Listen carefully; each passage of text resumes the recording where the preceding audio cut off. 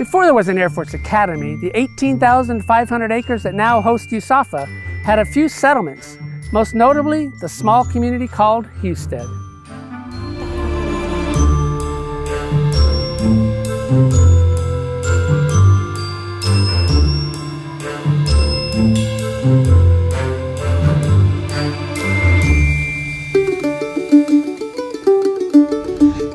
Located just south of the Academy's North Gate Bridge, along the Burlington Northern Santa Fe Railroad and the new Santa Fe Regional Trail, Husted began in the early 1870s. Railroaders and citizens of the area chose to name the community after local lumberman Calvin Husted.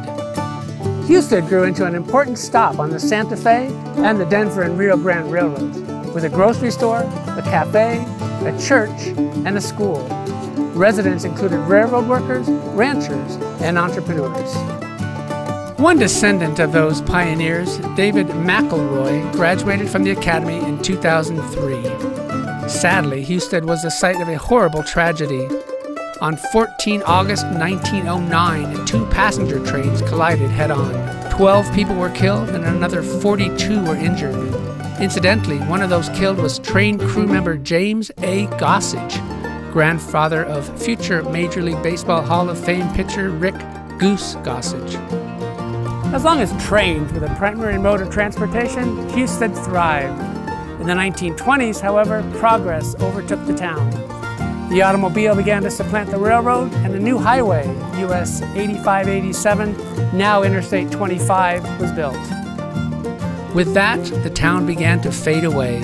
In fact, by the time the Academy was being planned in 1954, it was virtually a ghost town. The only remaining Husted building is the Reynolds House, built in 1894 near what is now the Western Museum of Mining and Industry. The land in and around Husted did make one more contribution, however, serving as the location of the concrete plant that supported the construction of the cadet area.